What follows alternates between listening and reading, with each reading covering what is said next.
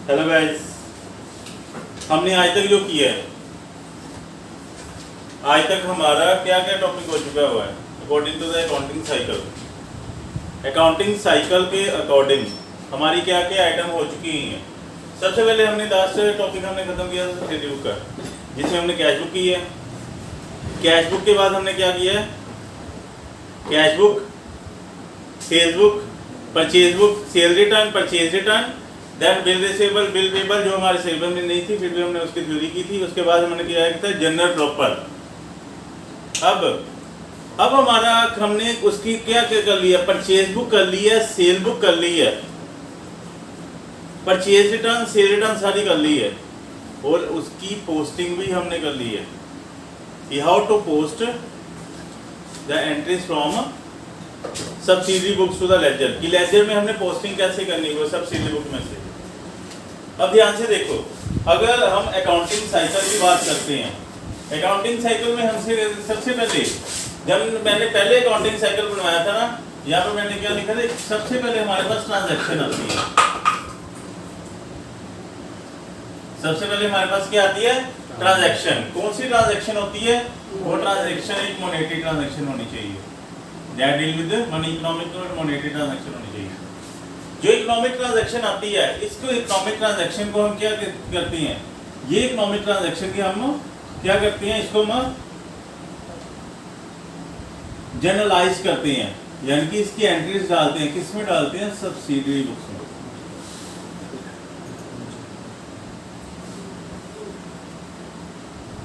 और journal, subsidy books और journal में एंट्री डालते हैं। ठीक है, पहले मैंने सब्सिडी बुक का आज तक नाम नहीं लिया, पर आपने अब टॉपिक कर लिया हुआ कि हम मोनेटरी ट्रांजैक्शन को सब्सिडी बुक्स में डालती हैं, या अगर आपकी फर्म छोटी है तो वो जर्नल यूज करता होगा।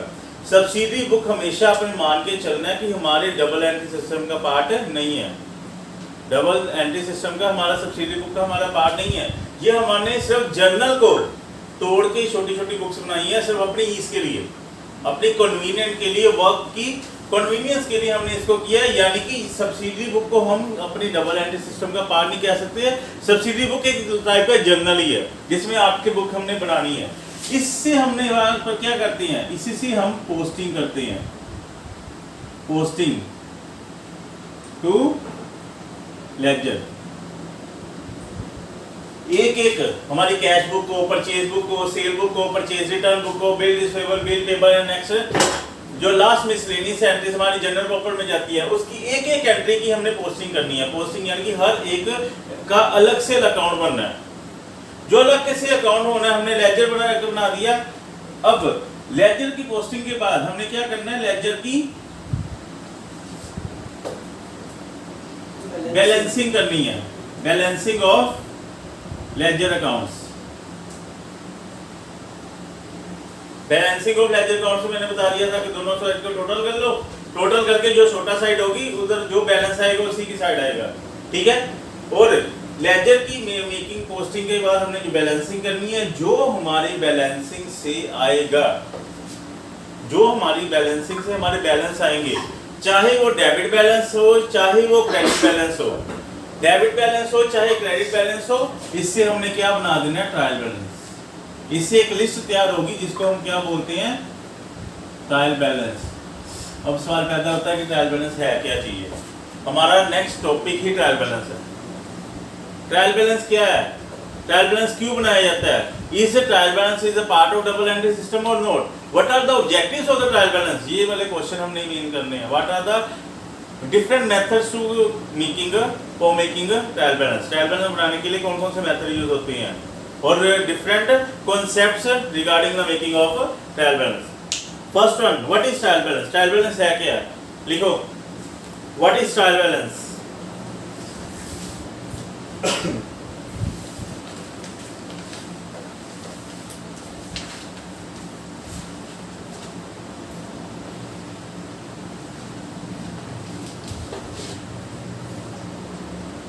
Trial balance is a statement. Trial balance is a statement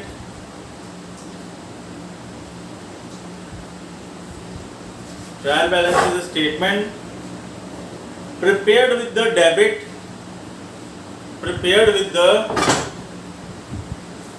debit and credit balances of ledger accounts, prepared with the debit and credit balances of ledger accounts in order to just check the arithmetical accuracy of accounts. Just check the arithmetical accuracy of account. Trial balance है क्या? Trial balance एक ऐसी list है, एक ऐसी statement है जिसमें सारे के सारे लेजर अकाउंट्स के जो बैलेंस निकलते हैं उन बैलेंसेस को हमने ट्रायल बैलेंस के डेबिट और क्रेडिट साइड में डाल देना है।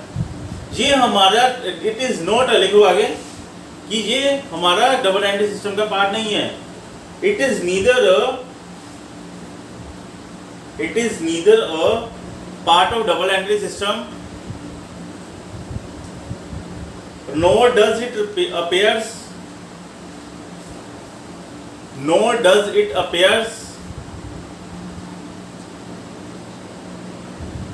in the actual books of accounts.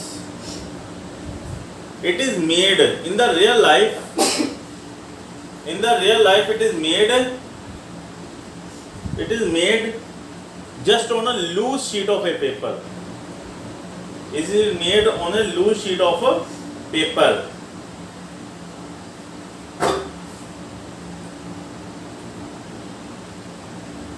It can be prepared at loose sheet of a paper.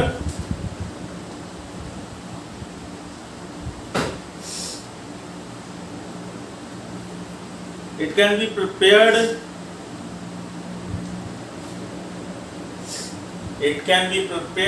at any time of the accounting period.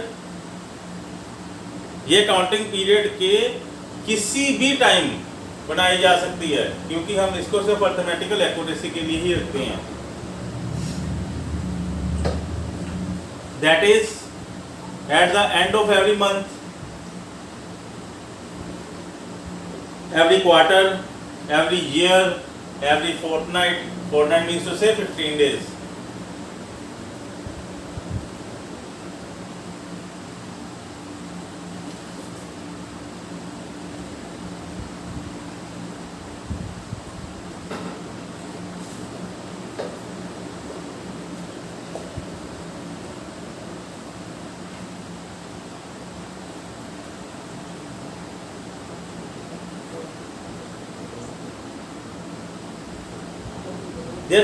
There must be a condition. There must be a condition in making the. There must be a condition in making the trial balance that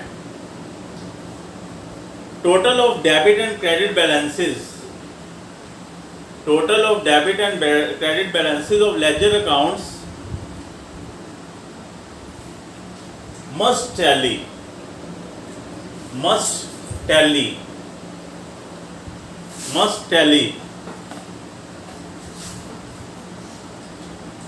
and telling of the both sides is called agreement of trial balance.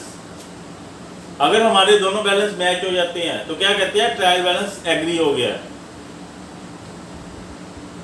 Trial balance agree हो गया। लेकिन फिर भी हमारे जो trial balance हम जो बनाते हैं, जो ट्रायल बैलेंस हम तैयार करते हैं, ये हमारा कंक्लूसिव प्रूफ नहीं है कि अर्थमेटिकल एक्यूरेसी, ये हमारा कंक्लूसिव प्रूफ नहीं है कि अगर ट्रायल बैलेंस मैच हो तो हमने कोई, हमारी कोई गलती नहीं है। इट्स रॉन्ग टू से, लिखो, but it's wrong to say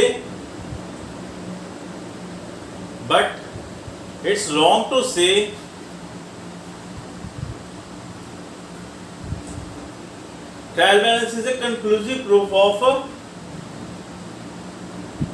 It's wrong to say trial balance is a conclusive proof of accuracy of accounts. It is just estimation for it. It is just estimation for it. Means to say कि जो trial balance हम बनाते हैं ना, जरूरी नहीं है कि इसके अगर मैचिंग हो जाए, ये हमारे ट्रायल बैलेंस के इसमें कोई अर्थमेटिकल एक्यूरेसी नहीं है, गलत है। कई बार क्या होता है कि हमने ये लास्ट जो लाइन लिखी है ना, it is not a conclusive proof of arithmetical accuracy of accounts, यानी कि ये कोई प्रॉपर प्रूफ नहीं है कि ट्रायल बैलेंस जब मैच हो गया तो हमारा अकाउंटिंग ठीक जा रही है।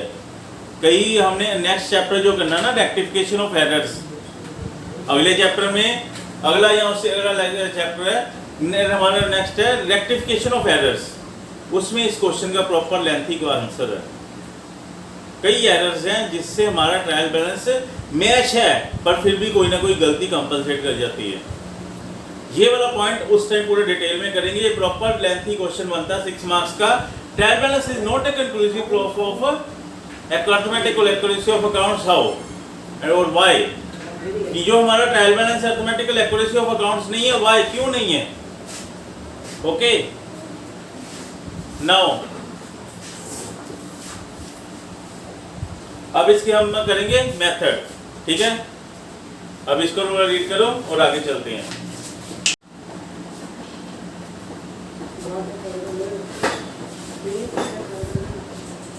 अब हमारा क्वेश्चन है कि हमारा जो ट्रायल बैलेंस है, ट्रायल बैलेंस का मेन फॉर्मेट कौन सा है, कैसे बनेगा हमारा ट्रायल बैलेंस।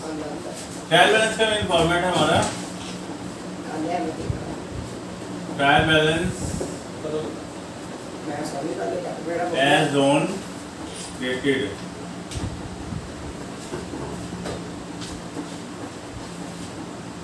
बिल्कुल सिंपल सा फॉर्मेट है। यहाँ पर सीरियल नंबर, यहाँ पर लेजर अकाउंट्स,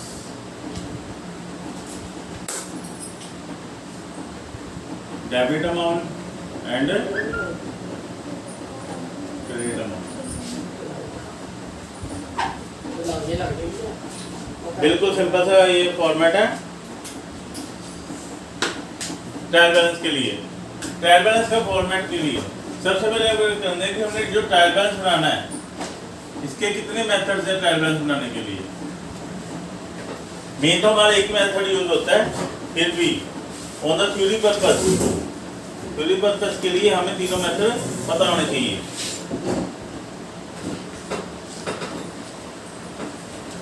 मेथड्स, नंबर 1 का मेथड हमारा जो हम शुरू से करते हैं, जो मेन मेथड है हमारा बैलेंस मेथड।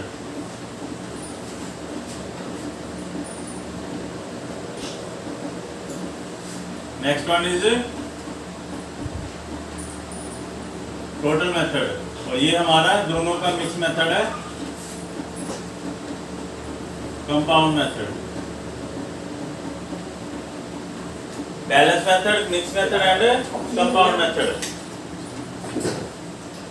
बैलेंस मेथड में कैसे करना है, जैसे मान लो कि हम एक कैश अकाउंट या कैश बुक बनाते हैं, ये हमारी कैश बुक है, या कैश बुक नहीं बनाई तो हमने कैश अकाउंट बना लिया, ठीक है। और कैश बुक या कैश अकाउंट सिंगल कॉलम है तो हमने क्या एंट्री, हमारा आंसर किस साइड में आता है हमेशा, कैश का हमेशा कौन सा बैलेंस आता है, हमेशा क्रेडिट साइड बैलेंस आता है, और उस बैलेंस का नाम क्या होता है, डेबिट बैलेंस। जो बैलेंस कैरी डाउन, जो हमारा बैलेंस कैरी डाउन जिस साइड आएगा और उसका उल्ट नाम होता है, हमेशा माइंड में रखो।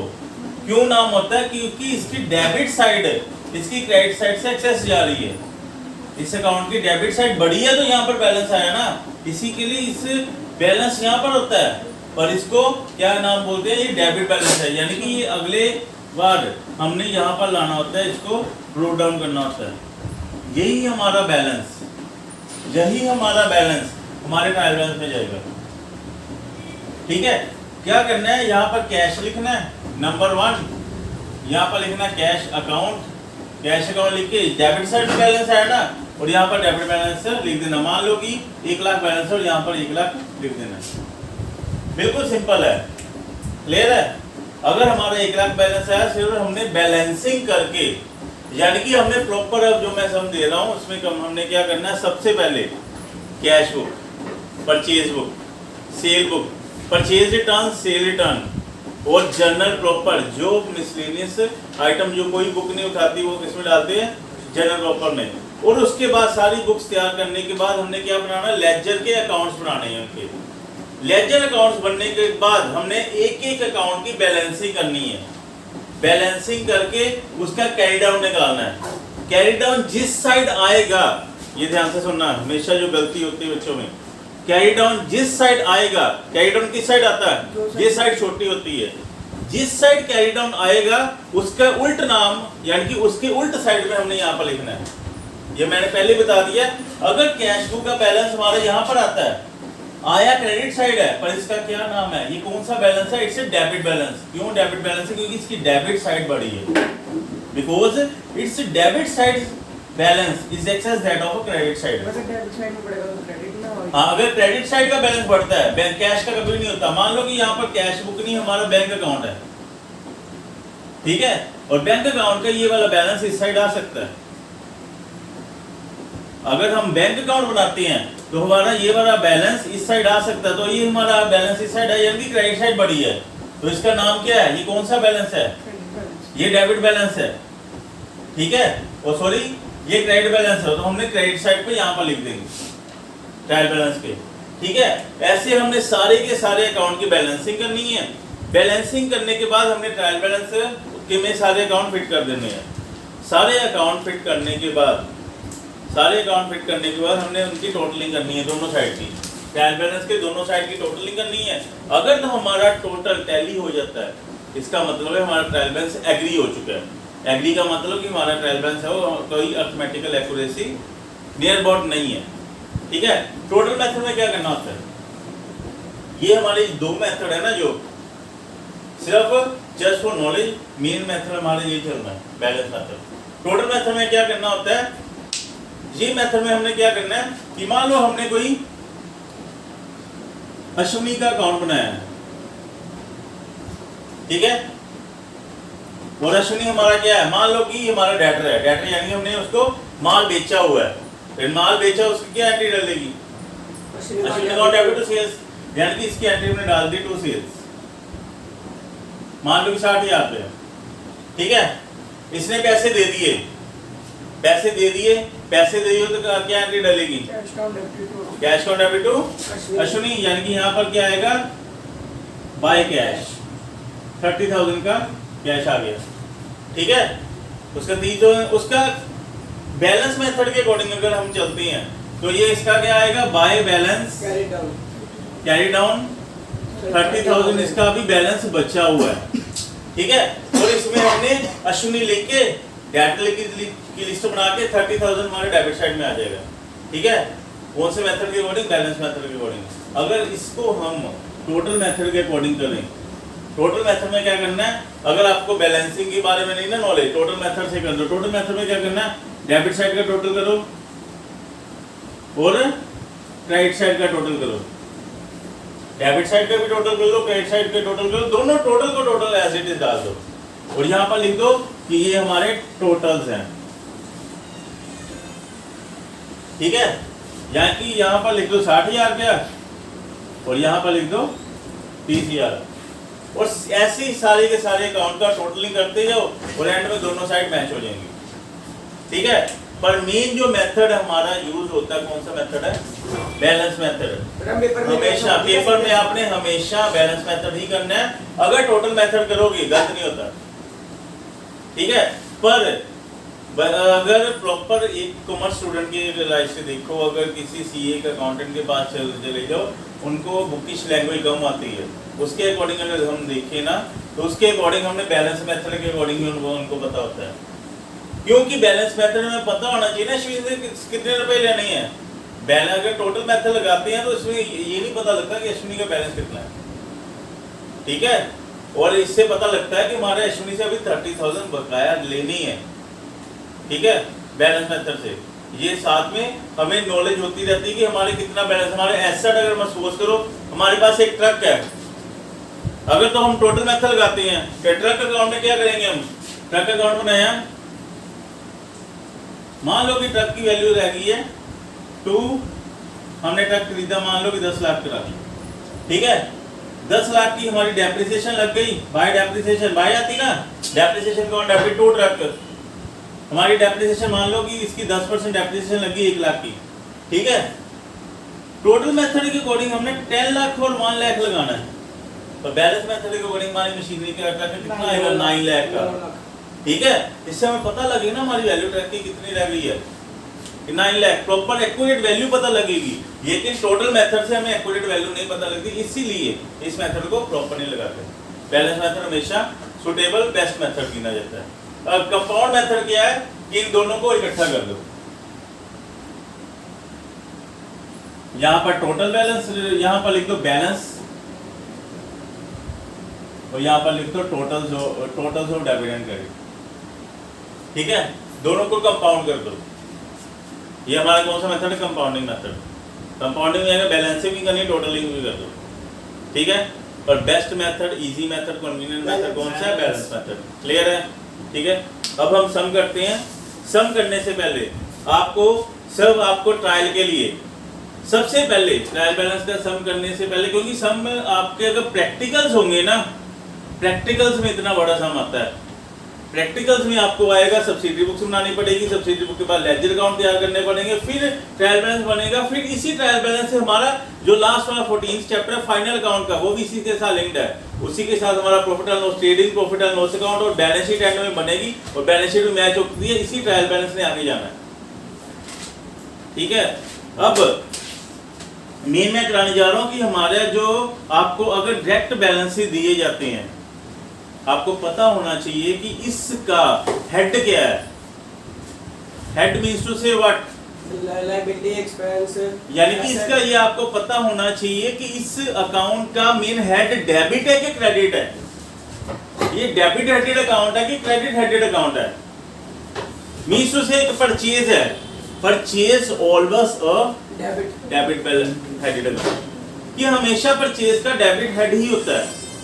ये आपके माइंड में हमेशा टिप्स पे होने चाहिए। परचेज है डेबिट, सेल है क्रेडिट, परचेज रिटर्न है क्रेडिट, और सेल रिटर्न है डेबिट। परचेज रिटर्न माल आउट, तो क्या है क्रेडिट गोज आउट। हमारा जो 3 रूल हमारे माइंड में उसी टाइम चलने चाहिए। Debit what comes in, credit what goes out, debit the receiver, credit the giver, debit the expenses and credit the all incomes and gain. ये तीनों के तीनों गोल्डन रूल हमारे माइंड में उसी टाइम स्ट्राइक होने चाहिए।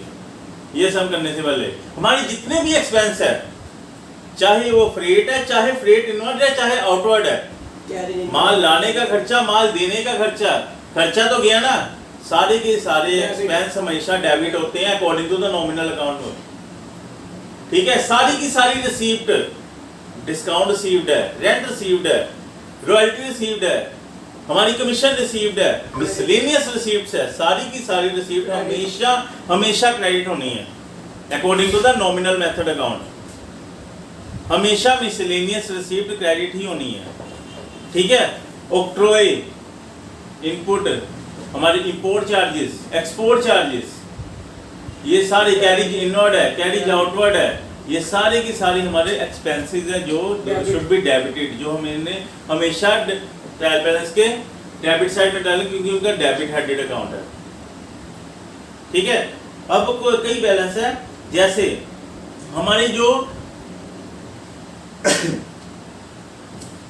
वो होते हैं ना representative personal accounts, representative personal accounts की नॉलेज होनी चाहिए आपको। Outstanding expenses is what, liability है कि हमारे एसेट है। Outstanding is always a liability, should be placed on the credit side of the trial balance. Prepaid expenses asset है। Accrued income asset, मेरी फीस अभी आने वाली है, पता ही नहीं है, मेरे लिए क्या है, एसेट है। एक्रूड इनकम, एक्रूड क्योंकि आउटस्टैंडिंग एक्सपेंस के लिए वर्ड यूज करते हैं और इनकम के लिए एक्रूड वर्ड यूज करते हैं। रिसीविंग एडवांस, ये क्या है, क्रेडिट। रिसीविंग एडवांस ये हमारा लायबिलिटी है, पहले मैंने एडवांस में फीस ले ली है, ये क्या है, लायबिलिटी, क्रेडिट साइड होगा। अगर कोई भी शॉर्ट टर्म एडवांस है, कोई भी शॉर्ट टर्म इन्वेस्टमेंट है, कोई लॉन्ग टर्म इन्वेस्टमेंट है, शॉर्ट टर्म इन्वेस्टमेंट है, डिपॉजिट विद बैंक है, ये हमेशा हमारे एसेट्स होते हैं। डिपॉजिट विद बैंक हमेशा एसेट है, ये डेबिट होना है। बैंक ओवरड्राफ्ट हमेशा क्रेडिट होना है। बैंक के साथ अगर क्रेडिट वर्ड लिखा हो या लिखा हो बैंक के साथ CR लिखा हो तो क्रेडिट बैलेंस है, हाँ। वो भी हमेशा क्रेडिट होना है, ठीक है। नेक्स्ट, हमारे जितने भी फर्नीचर, फिटिंग, मशीनरी, ट्रक, जितने भी सारे एसेट्स हैं डेबिट होने हैं। आगे लूज टूल्स है, डिस्काउंट है, डिस्काउंट अलाउड है, ये डेबिट होना, डिस्काउंट रिसीव्ड क्रेडिट होना है। एक बच्चों में ज्यादातर रहती है, एक हमारे पास आता है डेप्रिसिएशन, वो डेबिट होती है, डेप्रिसिएशन डेबिट होती है, लेकिन provision for depreciation, provision for bad dates debit होंगे, लेकिन प्रोविजन रिजर्व्स, जितने भी प्रोविजन है, जितने भी रिजर्व्स है, जितने भी एक्यूमुलेटेड फंड्स है, वो हमेशा क्रेडिट होने हैं। प्रोविजन फॉर बैड डेट्स का मतलब है, प्रोविजन का मतलब क्या है पहले? प्रोविजन का मतलब है to keep money get aside, अपनी कुछ मनी साइड पे कर दो कि आगे हमेशा कोई कॉन्टिजेंट लिबिलिटी पैदा ना हो जाए, कोई ऐसा ना हो जाए कि मेरा कोई डेटर पैसे ना मार दे। उसके लिए वो क्या करता है कि सपोज कर जिसका लाखों करोड़ों का काम है, पता कि हमारे जितना हमने पैसा लेना है सारे पैसे नहीं वापस आए, कुछ ना कुछ मरना ही मरना है, तो वो पहले मान के चलता है कि हमने जितने भी हमने हमारे डेटर है उसका 1% साल का साइड पे बैलेंस कर दो कि अगर कोई पैसे मार लेता है हम इसमें से एडजस्ट करेंगे। तो keep the money get aside is called a provision. अगर keep the money get aside for bad debts is called provision for bad debts. अगर keep the money get aside for depreciation it is provision for depreciation. बल्कि इसका जो detail में chapter है provision, reserves और accumulated funds का, ये हमारा नियर अबाउट 11 to 12 चैप्टर है, जिसमें पूरी थ्योरी का चैप्टर है, जिसमें आपको प्रॉपर पता लगेगा प्रोविजंस और रिजर्व क्या होती हैं, उनके टाइप्स क्या होते हैं, इनमें दोनों में डिफरेंस क्या है। नियर अबाउट 13 से 14 डिफरेंस है दोनों में, प्रोविजन का और रिजर्व का। मैं बोल सेम रहा हूं पर जिसमें 13-14 डिफरेंस है दोनों में, पर करेंगे उसी टाइम ही। फिर आप इसमें सब यही मान के चलो कि प्रोविजन और रिजर्व ऐसे हैं to keep the money get aside, कि पैसा साइड पे रखना बैड डेट्स के लिए, कोई बैड डेट्स ना हो जाए, अगर हो जाता तो उसी में से एडजस्ट कर लो। यानी कि जितने भी प्रोविजन है, जितने भी रिजर्व है, जितने भी एक्यूमुलेटेड फंड्स है, that should be credited, placed on the credit side of trial balance, ठीक है। एक हमेशा आता है इंटरेस्ट ऑन कैपिटल, कहां पड़ता है? डेबिट। इंटरेस्ट ऑन ड्राइंग कहां पड़ता है? क्रेडिट, ठीक है। Interest on capital is expense for the firm, but interest on drawing is income for the firm. अपने लेवल के नहीं, मालिक के पॉइंट ऑफ व्यू से नहीं सोचना, बिजनेस से पॉइंट ऑफ व्यू से सोचो कि इंटरेस्ट ऑन कैपिटल मालिक लेके जा रहा है, हमारा खर्चा बढ़ गया। इंटरेस्ट ऑन ड्राइंग दे के जा रहा है, हमारी इनकम हो गई। इंटरेस्ट ऑन ड्राइंग क्रेडिट होनी है, इंटरेस्ट ऑन कैपिटल डेबिट होना है। एक हमेशा जो बच्चों में ट्रायल होती है, अगर किसी कस्टमर से एडवांस मिलता है, पैसा हमें आ चुका है, हमने कोई गुड सप्लाई नहीं किया, एडवांस फ्रॉम कस्टमर क्या डालेंगे? एडवांस फ्रॉम कस्टमर क्रेडिट है। वो उसने 10 लाख रुपए भेज दिया, मैं आ रहा आपके अकाउंट में 10 लाख डाल दिया, मैं अगले महीने आऊंगा पैसे माल ले जाऊंगा, फिर हाल हमारी क्रेडिटेबिलिटी बन जाती है, ठीक है। पैसा आया कैसा नहीं मानना उसका, उसी का मानना due to the realization concept. Realization concept में इसका प्रॉपर डिटेल मैंने बताई थी। आगे नेक्स्ट है लास्ट, अप्रेंटिस प्रीमियम क्या होता है? एक्सपेंस। अप्रेंटिस प्रीमियम हमेशा क्रेडिट होता है। अप्रेंटिस प्रीमियम हमेशा क्रेडिट होता है, ये हमेशा क्रेडिट साइड में डलता है, ठीक है। ये हमेशा हमने क्रेडिट साइड में ही डालना है। अप्रेंटिस प्रीमियम माइंड में रख लो, अप्रेंटिस प्रीमियम हमेशा क्रेडिट होता है। आगे हमने क्या करना है,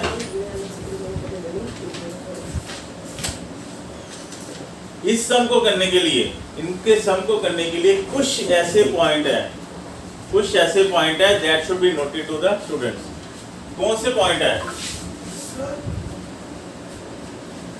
ये लास्ट पॉइंट है, इसके बाद हम प्रैक्टिकल करते हैं। प्रैक्टिकल के 3-4 सोल्व करो और ये चैप्टर खत्म है।